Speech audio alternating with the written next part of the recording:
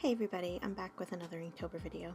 Just a reminder, I am uploading daily for the month of October, and if you missed day one, I'll put a link in the description or a card in the corner. Or both. Both is good.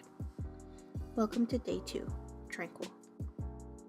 So for Tranquil, my mind drifted to water, gentle breezes, maybe a nice garden or a beach, those lotus flowers, but I also thought of yoga since it's usually associated with tranquility and peace of mind. And despite all this, a fan on a hot summer day kind of stuck out to me. And the image in my head was of a dog enjoying the refreshing breeze from a fan. Animals seem to enjoy the simpler things in life, and it doesn't take much to make them happy, so I thought the idea of a pooch experiencing the tranquility of a plush rug in front of a fan after a summer walk fit pretty well. If you're unfamiliar with the term thumbnail, I'll explain. Basically, when you have an idea, you sketch out a small, quick version first, and this allows you to explore multiple versions or ideas and gives you a better general view of how the finished piece should look. It helps a lot with composition, placing multiple characters, especially to keep them all around the same size or on the same plane, or even putting them in different planes, playing with angles, and just getting used to an idea that you might have found difficult to grasp at first. My sketchbook is around 70% thumbnails. I use thumbnails to prepare for this prompt as well as all of my other prompts as a way to figure out how to place the furniture, the window, and how I wanted the dog to sit. I originally had a doorway off to the side that I thought didn't look quite right after the second thumbnail. If I had gone into this piece without trying it as a thumbnail first, I would have run into quite a few problems with fitting everything I wanted into such a contained space. There would have been a lot more erasing. To me, thumbnails make me more comfortable going into a piece. It's almost like I've already drawn it before and got all the silly mistakes out of the way. I actually tried to work in some cute puppy details to the furniture and decor.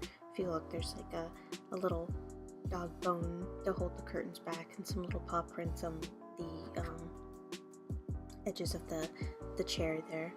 Maybe this is the puppy's personal room, and he's a little spoiled puppy. I actually found a lot of spoiled dog rooms for references when I was looking up dog references on Pinterest.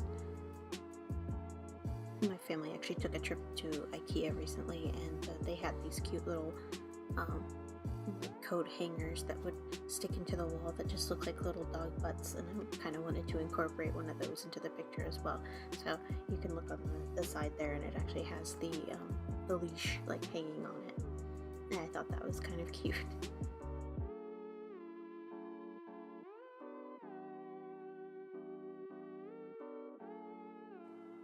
I've heard some people say that it's impossible to be bad at inking, and I don't think this is entirely wrong, because inking is at its core a pretty simple process, but it's not completely true either. Inking is a skill and does take time to get the hang of, or to master, just to get to look right. You can very much be ignorant of what it takes to be good at inking. There's also some skill to be had in learning where to block in the ink, basically where to color in the area with ink, whether it's for contrast, heavy shadows, emotion, or just to draw the eye.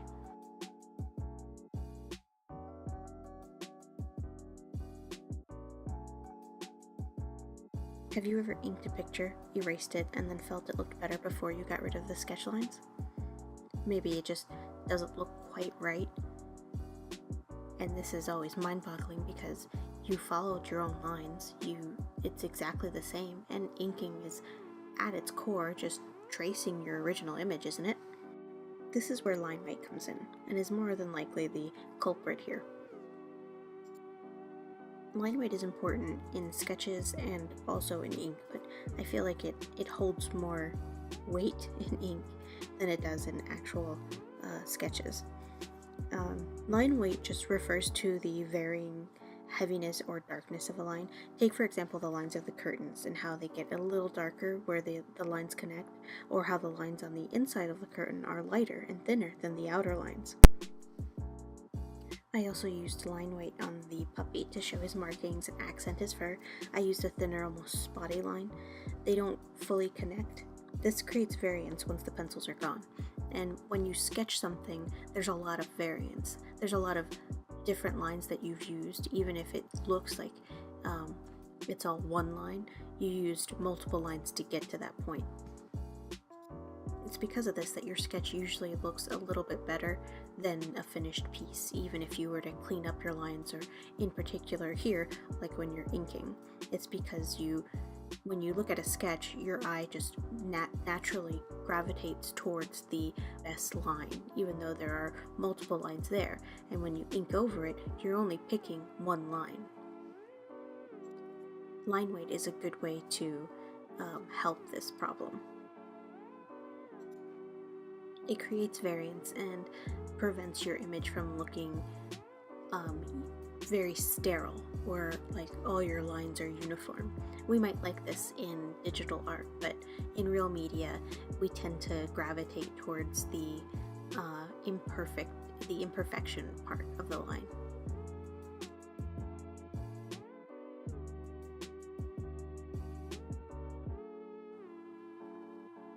There are different ways to shade with ink.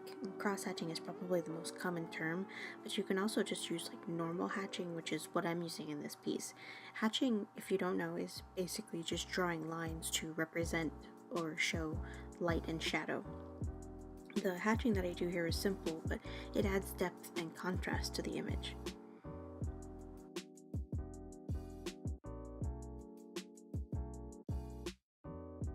I say all this stuff, but don't take anything that I say as gospel.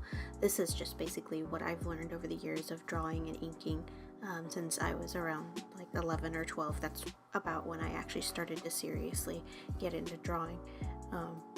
And this is, like I said, this is just what I've learned from experience and watching YouTube videos, reading art books, and stuff like that. I've never actually gone to any sort of art school or anything like that, so I'm probably not the best place to get this information from, but I'm just telling you what I've experienced as an artist.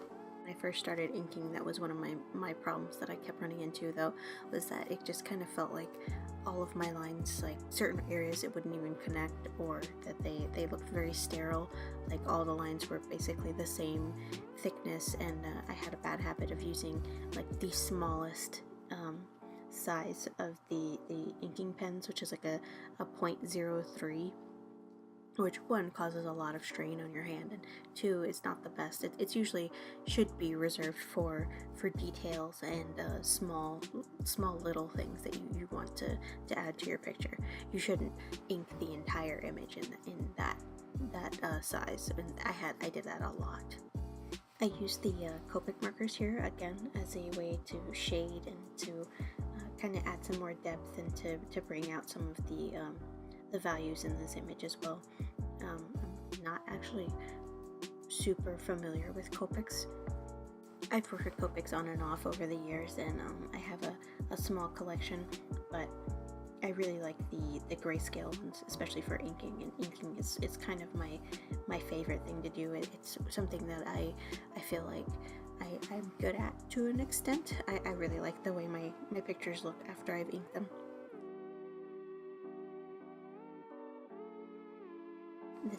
This particular picture actually came together pretty well.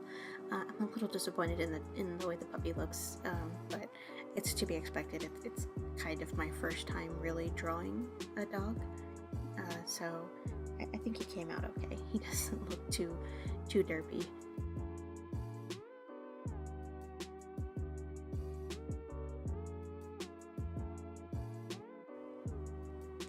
Thank you for taking the time to watch this video. I hope I didn't mislead anyone. Again, I'm just speaking from my own experience. I hope this video was at least entertaining and at best helpful.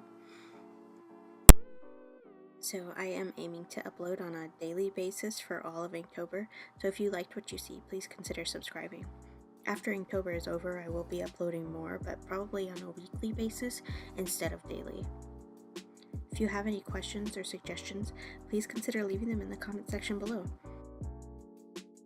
If you disliked the video, please let me know in the comment section how I can improve. I'm still new at this and would love some constructive criticism. I hope you're all having a lovely day wherever you are, and I will see you tomorrow. Bye!